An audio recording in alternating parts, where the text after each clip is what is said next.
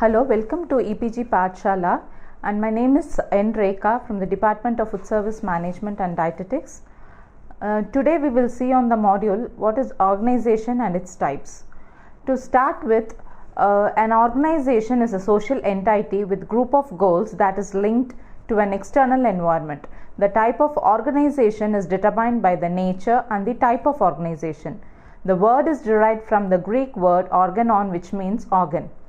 All organizations have a management structure that determines relationship between different activities and the members, and subdivides and assigns roles, responsibilities and authority to carry out different tasks. Organizations are open systems. They affect and are affected by the environment. Now the main objectives will be to know the basic types of organization, to find out the suitability of type of organization. So there are, to start with, now we have seen that what is an organization. Now we will see what are the different types of organization. To start with, the first one is line or military organization. Line organization is the oldest form of organization. The persons having the higher decision making authority are at the top, and those having the least decision making authority are at the bottom level. In between, there are levels of management such as intermediate and supervisory. Line executives are the members who are directly involved in the basic activities of an organization. They are the people who do and make things happen to attain the main objectives of the organization. They form the backbone of any organization. The superior at each level makes decision within the authority delegated to him by his own boss. He communicates his decisions and orders to his subordinates.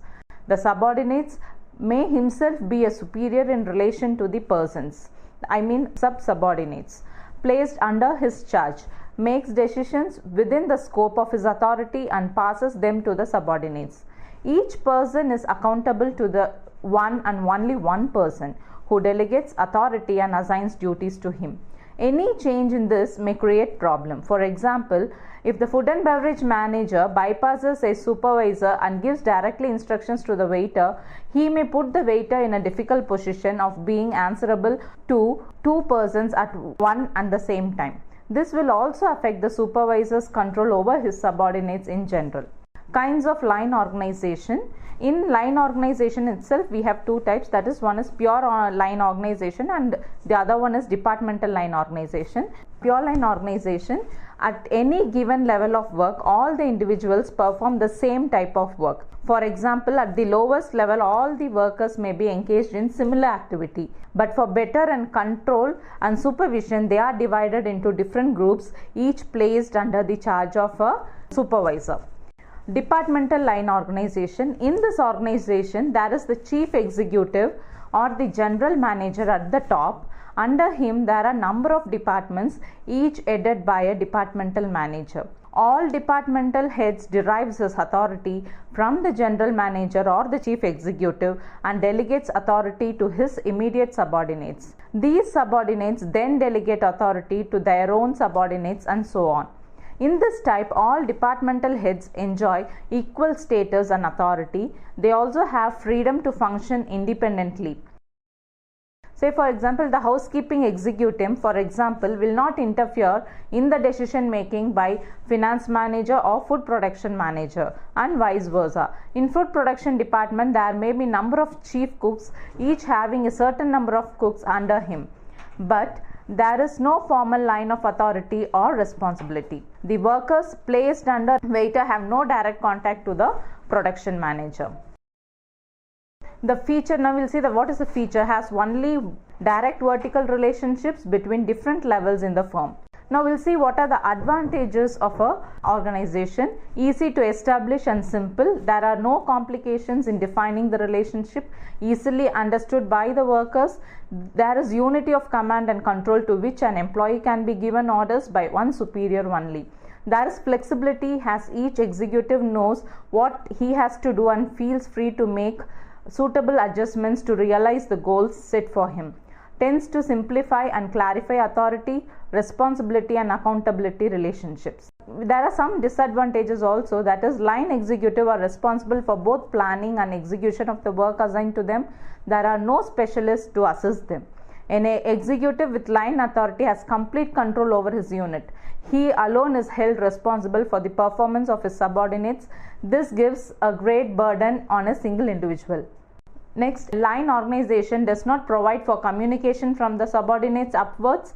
The workers work as per orders of the superiors and lose their sense of creativity and capacity for independent thinking. They do not have the right to address their opinions about the orders communicated to them, even if the decision has been incorrectly made. A line executive has monopoly over decision making, and he is not obliged to seek advice or listen to suggestions from any partner. This may result in arbitrariness in decision making, leaving ample scope for decisions to be based on individual likes and dislikes of the executive rather than objectivity and expertise. Managers may have to become experts in too many fields.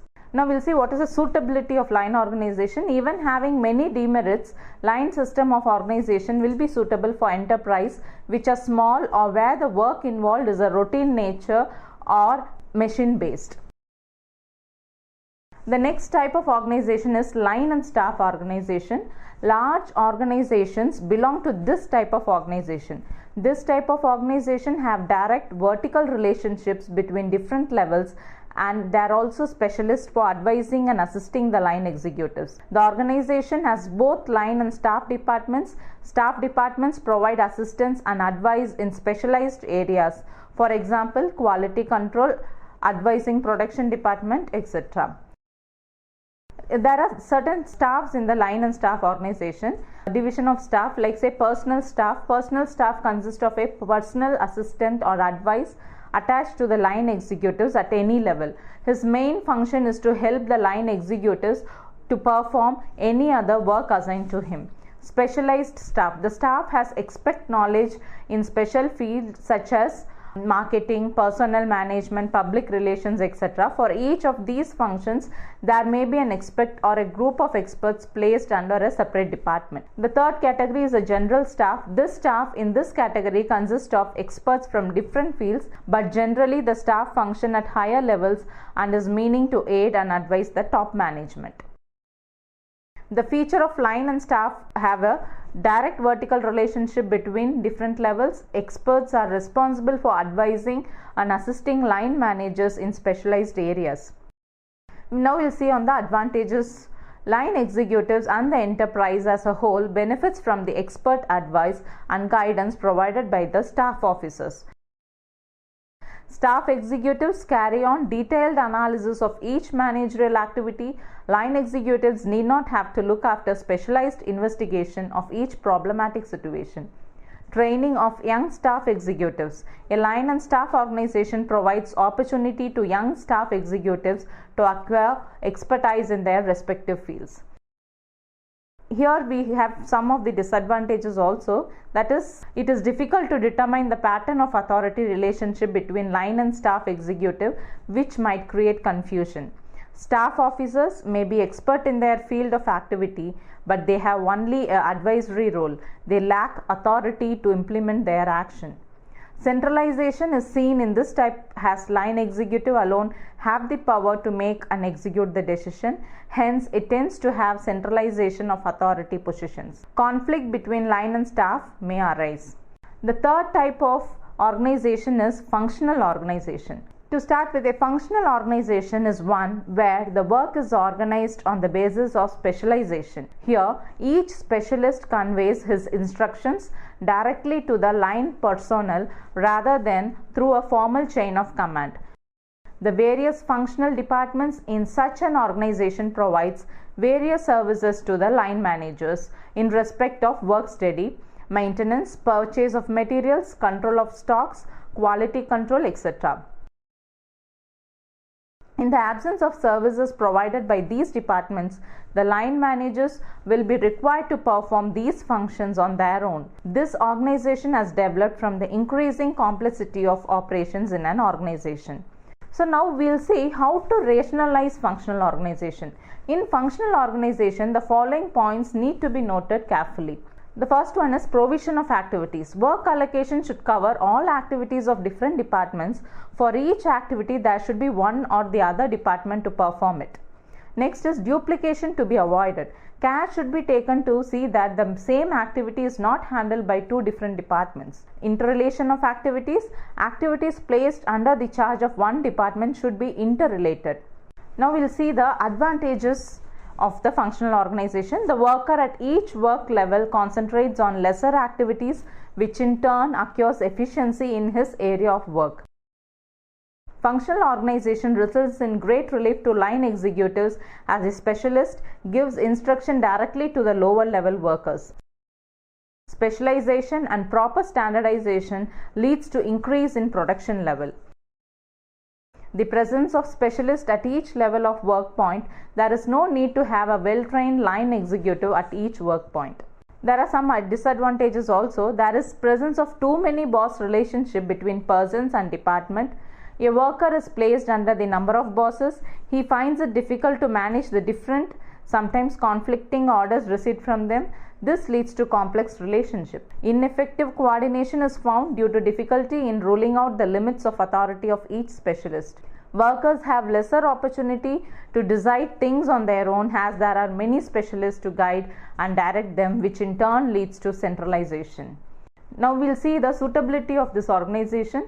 Functional organization is suitable for all type of enterprises, whether it is big or small, machine based or labor based.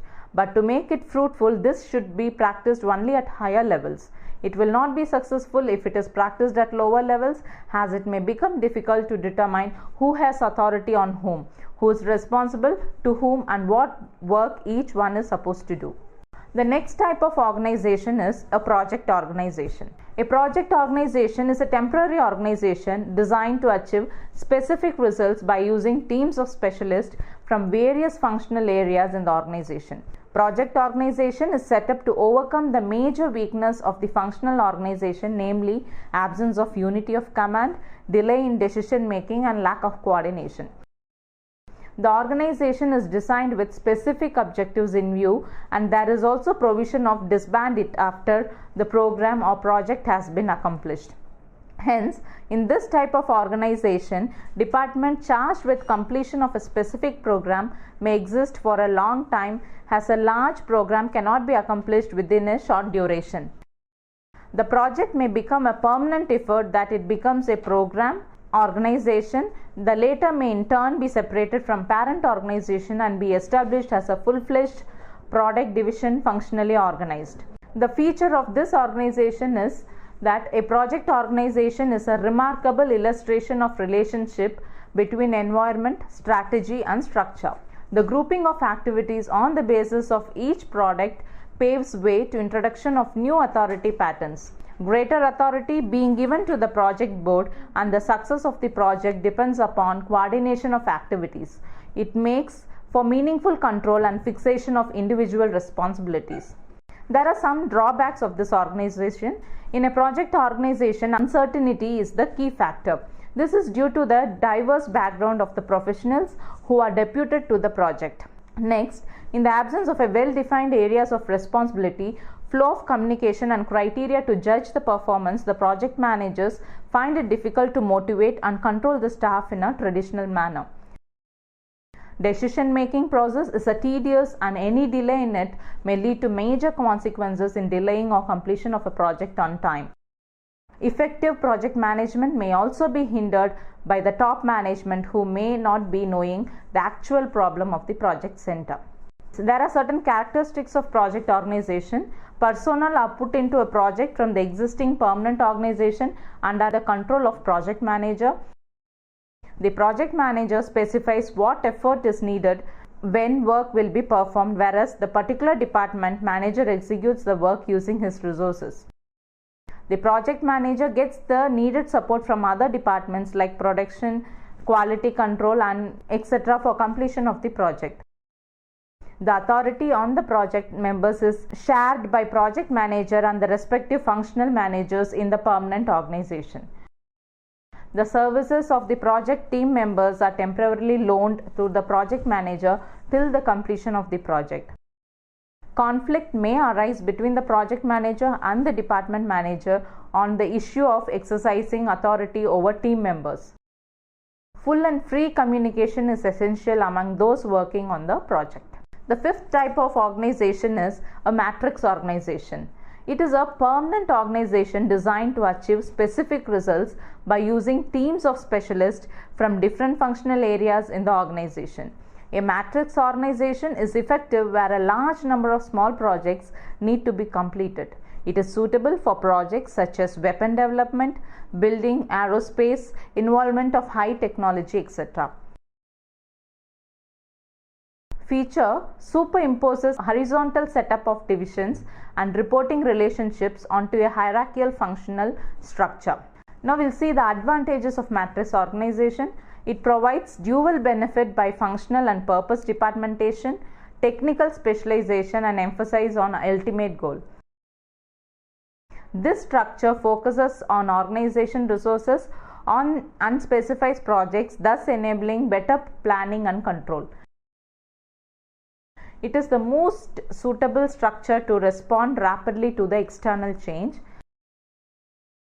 This organization is highly flexible as regards to adherence to rules and procedures, etc.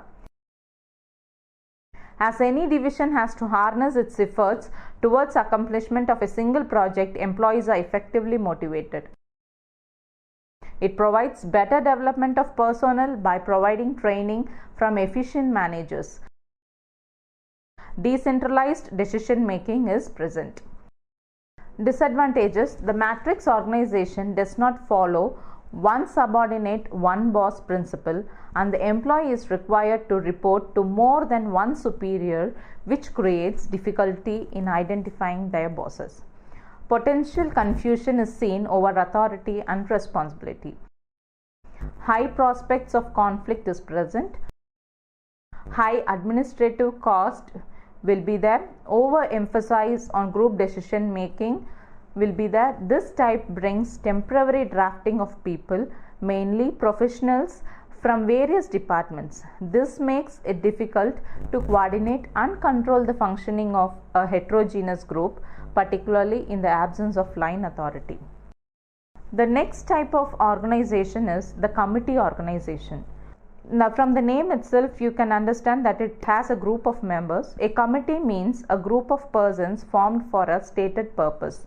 The board of directors, for example, is a committee form of organization, and there are other committees like finance committee, planning committee, etc. Characteristics of committee organization: plurality of person is seen in committee organization. A committee with large number of persons may result in unwidely, resulting in lack of communication between members, in turn delay in decision making. The scope of committee organization is limited as it is appointed to deal with one or more specific problems. Authority structure of a committee have authority to go into the details of the problems assigned to the committee. The decision making is on the basis of one member, one vote. Next, we'll see on the types of committees. Standing and ad hoc committee. A standing committee is a permanent one which is virtually always present in the organization, whereas an ad hoc committee, on the other hand, is a temporary committee which is formed for a particular purpose and deals with specific problem. Next one is executive and advisory committee. This committee is charged with responsibility and executes its decision. In case of advisory committee, examines the problem in detail and make recommendations which may or may not be put into action for whom these are meant. Next one is formal and informal committee. Formal committee is formed according to the rules and regulations of the organization. It is formally structured in the organization to accomplish the stated objectives. It has a formal flow of authority. An informal committee is not formed according to the policies or rules of organization. It does not possess formal authority. Now we'll see on the advantages of this type of organization. Group judgment are better than individual decision. Good interaction between committee members leads to better coordination of activities. Committee organization promotes motivation to participate in group decision making. Group discussion will lead to creative thinking. So these are the advantages of committee organization. Now we will see on the disadvantages of committee organization. This type of organization may lead to delayed decision, consume more time and hence more expensive. Group judgment may result in compromised and ineffective decision. Buck passing may result. The last type of organization is the hybrid organization.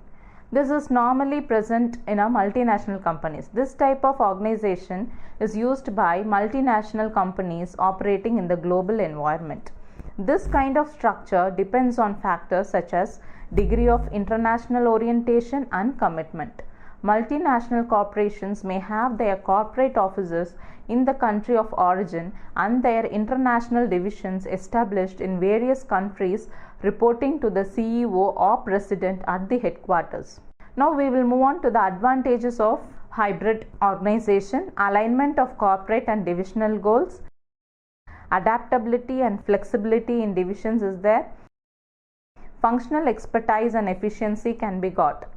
Now we'll see on the disadvantages: conflicts between corporate, departments and units, slow response to exceptional situations, excessive administration overheads. So these are some of the disadvantages of the hybrid organization.